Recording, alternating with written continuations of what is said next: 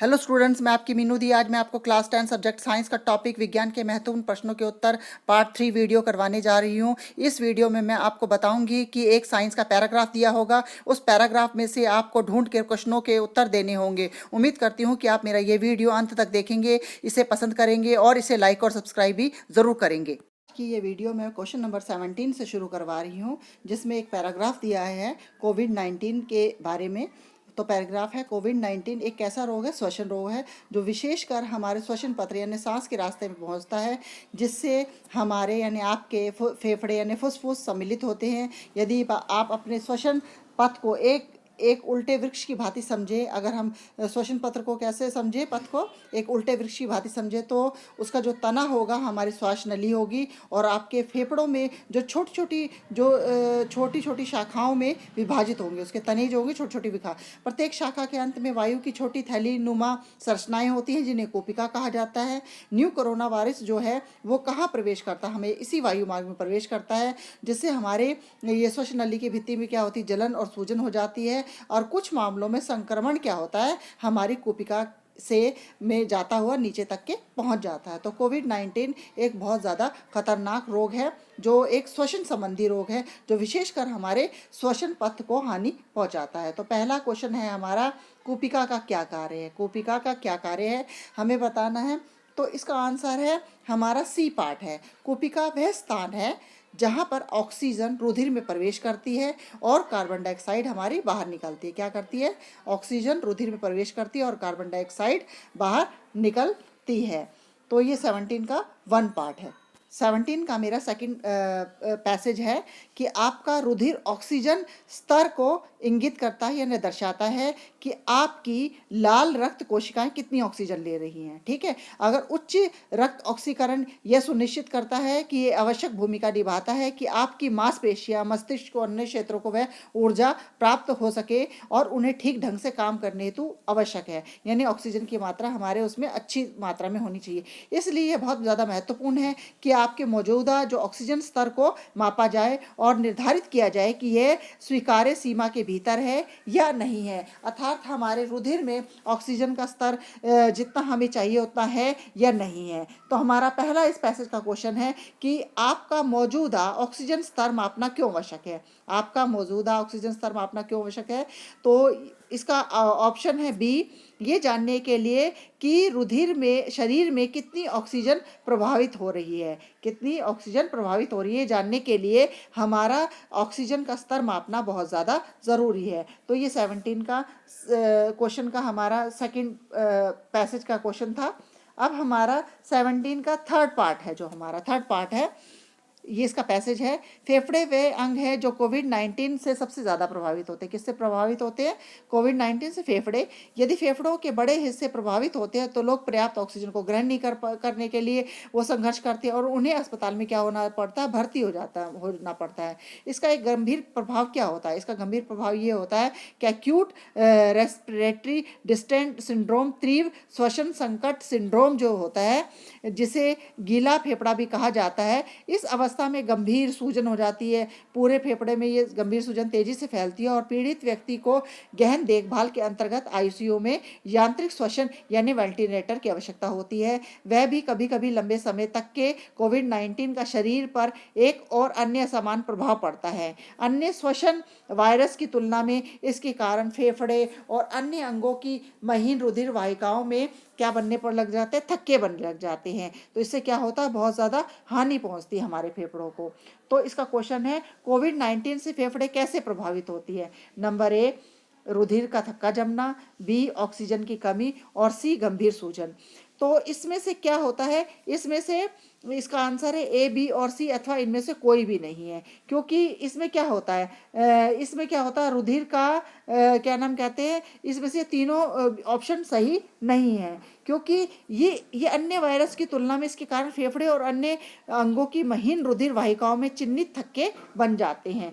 तो ये होता है, इनमें से असल में कोई भी नहीं है। ठीक है, अब हमारा हम फोर्थ है पैसेज हमारा, हीमोग्लोबिन लोह युक्त एक श्वसन रंजक है जो लाल रुधिर कणिकाओं के माध्यम से ऑक्सीजन का क्या करता है, वाहन करता है। और हीमोग्लोबिन की उपस्थिति में रुधिर को धात्विक बनाती है। हीमोग्लोबिन क्या है? एक अंतःकोशिकीय प्रोटीन है जो रुधिर में 97% ऑक्सीजन के परिवहन के लिए एक प्राथमिक वाहन के रूप में कार्य करता है। तो हीमोग्लोबिन के बारे में कौन सा कथन सत्य नहीं है? इसका क्या है? बी पार्ट है। ये ऑक्सीजन और कार्बन डाइऑक्साइड के साथ उच्च बंधुता क्या नाम कहते हैं रखता है, तो ये पार्ट इसके साथ सही नहीं है। इसका ऑप्शन क्या है? बी ऑप्शन है। अब हमारा अगला क्वेश्चन है, ये चित्र दिखाया गया, ये चित्र दिखाया गया है। इस चित्र में ए का निशान है, ठीक है ना, ए का निशान है। हमें बताना है कि ये ए क्या चीज़ है हमारे। वैसे ये श्वसन तंत्र का चित्र है, तो जो इसमें ए है वो ये दिखाता है। इसका ऑप्शन जो कैपिटल ए है, इसका आंसर क्या है? स्मॉल ए, ये दिखा रखा। उपास्थि वाले जो कि ये सुनिश्चित करता है कि वायु मार्ग वो ना हो, निपतित ना हो, मतलब वैसे जुड़े ना, ठीक है। तो ये उपास्थि वाले हैं, इसका नाम क्या है? उपास्थि वाले, ए पार्ट है इसका, ठीक है। अब हमारा अगला पैसेज है हमारा 18 का, कि इसमें बताना है हमें मेडलीफ की आवर्त सारणी में क्या कमी है। मेडलीफ की आवर्त सारणी में हाइड्रोजन को कोई स्थान नहीं दिया गया। हेलोजन, ऑक्सीजन और सल्फर के यौगिक बनाने में हाइड्रोजन है क्षार धातुओं मिलती है। दूसरी ओर हेलोजन की तरह ऑक्सीजन भी द्विपरमाणु अणुकता पाई जाती है और धातुओं और अधातुओं के साथ मिलकर इस सहसंयोजी यौगिक भी बनाता है। मेडलीफ ने अपने वर्गीकरण में समस्थानिकों को स्थान नहीं दिया क्योंकि उसमें समस्थानिक का पता ही नहीं था। समस्थानिक किसी तत्व के क्या ऐसे परमाणु हैं जिनके परमाणु क्रमांक रासायनिक गुण यानी समान होते हैं लेकिन परमाणु द्रव्यमान भिन्न भिन्न होते हैं। C35 और जो हम आता CI37 के समस्थानिकों का स्थान निर्धारित नहीं किया है। स्थान निर्धारित कीजिए। क्लोरीन के समस्थानिकों का परमाणु द्रव्यमान 35 और 37 है क्योंकि इनके परमाणु संख्या 17 समान है। इनके रासायनिक गुण भी समान है परंतु इनके परमाणु द्रव्यमान अलग अलग होने से इनको आवर्त सारणी में अलग अलग स्थान पर नहीं रखा गया है क्योंकि उनके रासायनिक गुण समान है, लेकिन इसलिए उनको एक ही स्थान पर रखा गया है, ठीक है। तो ये तो मेरा पैसेज था। अब इसके आधार पर क्वेश्चन करना है। हाइड्रोजन को क्षार धातुओं के समान हेलोजन यानी X के साथ संयोजन करता है। इसका हेलोजन के साथ बनने वाला यौगिक क्या है? हेलोजन के साथ यौगिक बनने वाला, इसका ऑप्शन ए है, HX है, ठीक है। ये है पार्ट 1 का आंसर। फिर है हमारा सेकंड क्वेश्चन है हमारा इसका 18 का 2 पार्ट। तत्व P और Q के परमाणु द्रव्यमान क्रमशः 6 और 7 है और 3 इन दोनों के परमाणु क्रमांक हैं। तो इनके क्या होंगे? इनके रासायनिक गुण क्या होंगे? समान होंगे। मेडलीफ का वर्गीकरण किन स्थानों को निर्धारित नहीं कर सका? हाइड्रोजन का और समस्थानिकों का। क्या है? हाइड्रोजन और समस्थानिक, ऑप्शन है सी। 18 का 4th क्वेश्चन है, हेलोजन की तरह हाइड्रोजन भी कैसे है? द्विपरमाणु अणु के रूप में पाया जाता है। किस में पाया जाता है? द्विपरमाणु। तो ऑप्शन क्या है इसका? बी है। अब 18 का 5th पार्ट है, हाइड्रोजन धातु और अधातुओं के साथ मिलकर क्या बनाता है? तो इसका भी बी पार्ट है, सहसंयोजी यौगिक। क्या बनाता है? सहसंयोजी यौगिक बनाता है, ठीक है। तो ये था हमारा 18 क्वेश्चन। अब हमारा है 19। क्या है? 19 है। 19 में है, एक मोटे लेंस की फोकस दूरी कम होती है क्योंकि एक मोटे लेंस के लिए प्रकाशीय पथ प्रकाश की लंबाई पतले लेंस की तुलना में अधिक होती है। इसी प्रकार अधिक मोटे लेंस में प्रकाश का झुकना या मुड़ना अधिक होता है। परिणाम स्वरूप इसकी फोकस दूरी क्या होती है? कम होती है। जब लेंस किस पे केंद्रित होता है? अनंत पर केंद्रित होता है, तो अब लेंस की फोकस दूरी निर्धारित की जाती है। एक लेंस की प्रमुख फोकस दूरी की गणना किसके द्वारा की जाती है? लेंस के सूत्र द्वारा की जाती है।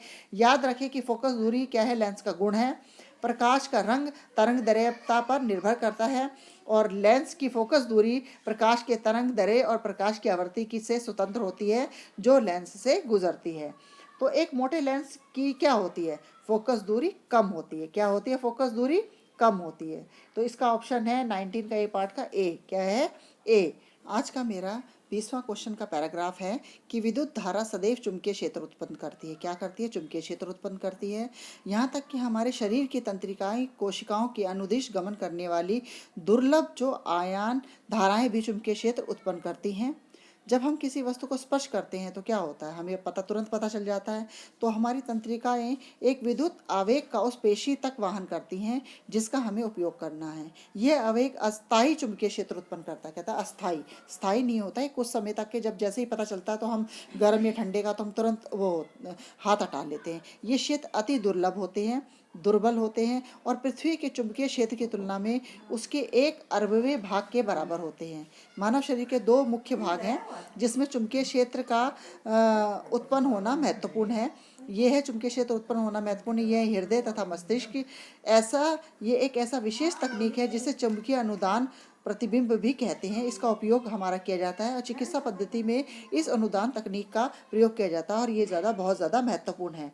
तो पहला क्वेश्चन है हमारा कि मानव शरीर का मुख्य भाग जिसमें चुंबकीय क्षेत्र उत्पन्न होता है वो महत्वपूर्ण है, कौन कौन से हैं? तो इसका ऑप्शन सी है, मस्तिष्क और हृदय। क्या है? सी, मस्तिष्क और हृदय। फिर सेकंड है, बी पार्ट है, विद्युत धारा सदैव क्या उत्पन्न करती है? चुंबकीय क्षेत्र। क्या उत्पन्न करती हैं? चुंबकीय क्षेत्र उत्पन्न करती हैं। जब हम किसी वस्तु का स्पर्श करते हैं तो विद्युत आवेग का वाहन होता है, तो वो कहाँ से कहाँ तक होता है? इसका ऑप्शन है बी, तंत्रिकाओं से पेशी तक। कहाँ से कहाँ तक होता है? तंत्रिकाओं से पेशी तक के। फिर फोर्थ क्वेश्चन है हमारा, हमारे शरीर में विद्युत आवेग द्वारा चुंबकीय क्षेत्र उत्पन्न होता है, कैसा होता है वो? इसका भी बी पार्ट है, अस्थायी और सबसे अधिक दुर्लभ। क्या होता है? अस्थायी और सबसे अधिक दुर्लभ। इसका हमारा फिफ्थ पार्ट है, ऐसी तकनीक जिसका उपयोग शरीर के विभिन्न भागों में प्रतिबंबों के विश्लेषण द्वारा चिकित्सा निदान में होता है, किसका प्रयोग किया जाता है? इसका ऑप्शन भी है बी, चुंबकीय अनुदान निदान। तो ये था मेरा आज का वीडियो। आपको कैसा लगा? अपने विचार कमेंट बॉक्स में ज़रूर लिखना। धन्यवाद।